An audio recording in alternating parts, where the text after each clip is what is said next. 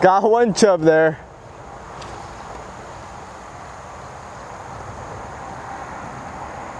That was really small fish. So last week I was just discussing, oh man, there are some trout feeding down there. So last week we did a video on dry fly. And there we go, there's a fish. There's a nice fish. So last week I posted a video on dry dropper fishing, and more specifically without a Euro rig. So I'm not using a Euro rig right now, I'm using a long tapered leader.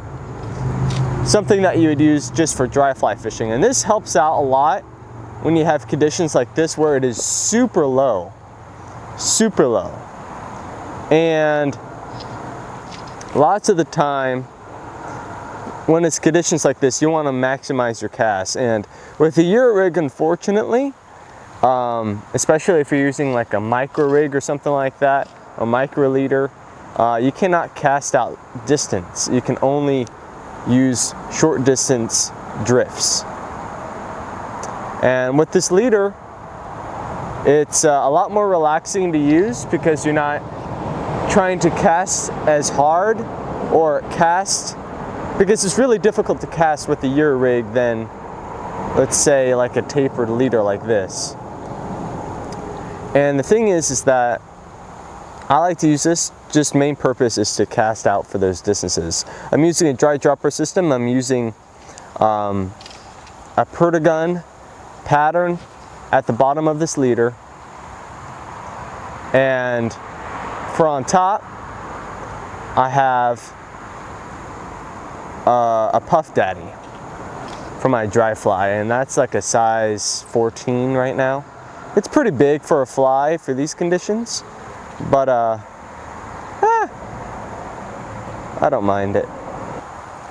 And the thing is with this dry fly fishing line, or with fly line, or using more line in general than usual, it takes a lot more control.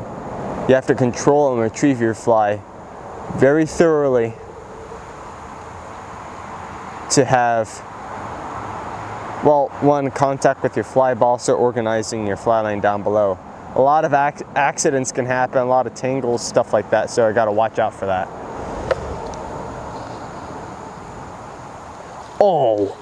Oh my gosh. Big old rainbow took the dry fly. Hopefully you got that on camera. All right, so let's get this rainbow back in the water. That was cool. And that occasionally happens. That was really cool in that instance because that fish wasn't rising originally there, which is cool. All right, so what do you do when your dry fly is soaking wet?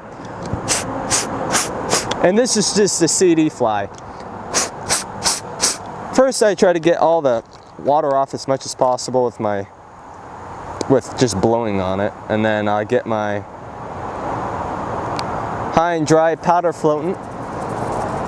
We're just drying off the fly right now, and might as well just zip up my pack a little bit. That was cool. That was cool. All right, just like that.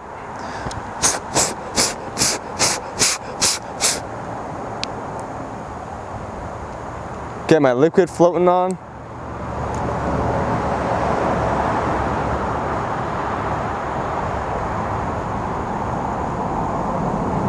And then what I like to do, since I have this line here,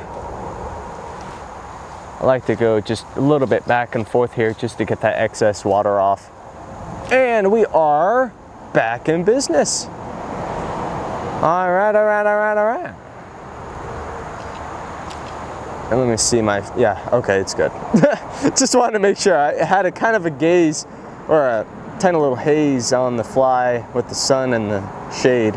Couldn't quite see the dry fly. I was a little worried there, but all right, let's get back to it. So, as you can tell, this is a very Oh my God. And I'm being stupid and this branch keeps on getting in the way. Just the typical way not to do things. Second fish on a dry fly. Typical squirmy wormy type of fish, but taking a dry fly, I don't mind that. A little bit different.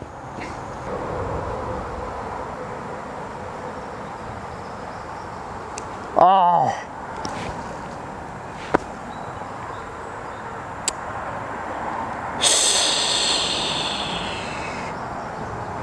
$7X. Shouldn't have never have done it. Golly.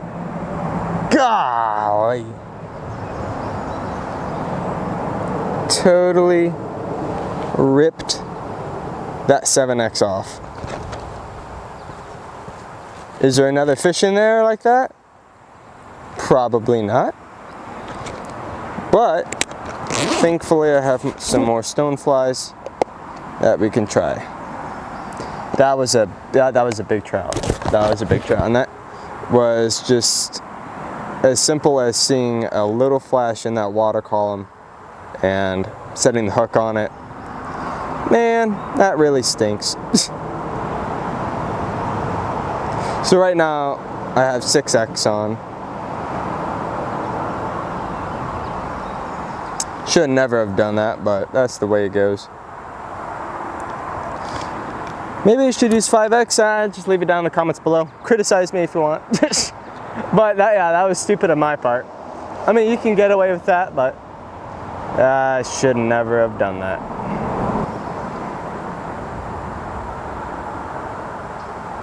That's it. That's it. That's it. That's it. That's it. That's it. That was it. Side pressure on that baby. Oh!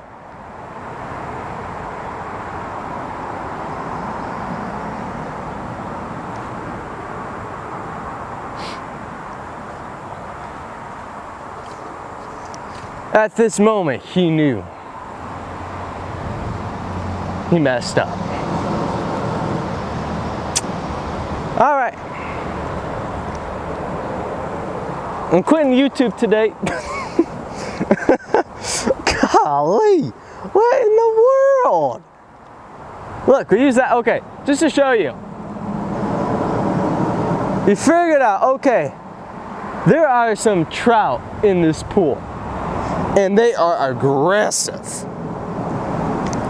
But now, I am at the point where I'm like, okay, it's time to go home. Nah, I'm joking. But, okay, I'm putting on 5X now. This is not going to break. But will it catch fish? Is it not going to scare the fish off? I don't know. But we'll see. I'm not going to use too much tippet because this pool is not deep as up to my knee. Okay. Stonefly coming up. Okay, if we got 2 in here, there's got to be at least 1 more. We'll see. Just missed 2 fish. So, not fun. Man, I really thought I was going to get that guy in, but I guess not. And that comes to show you with this larger massive leader, I shouldn't have done that because that was using it just like if I was using a Euro rig right there, so. Okay, here we go.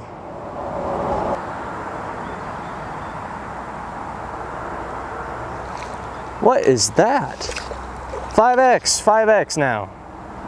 Oh my gosh, it is a smallmouth bass. What in the hey? Oh my gosh. We're getting that epic smallmouth bass in a pool. Oh my gosh, that is crazy. All right, so just caught 2 trout, 1 smallmouth in this pool. It is ridiculous. Oh my gosh, this is crazy. I'm gonna get some more wax on my line. This is just too much. I don't know, man. All right, so let's see if we can get something else, I guess. Whatever. Whatever else is in here.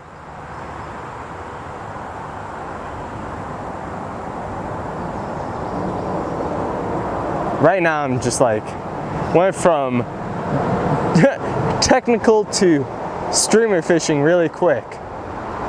Or jig fishing right now.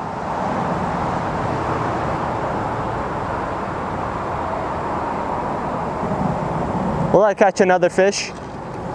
Oh my gosh! What do we have now? We have ourselves, oh my gosh, a rock bass. A rock bass. That is, oh, it got off. Well, that is insane. I'm just hoping that I can redeem myself with some trout. That's all I'm saying.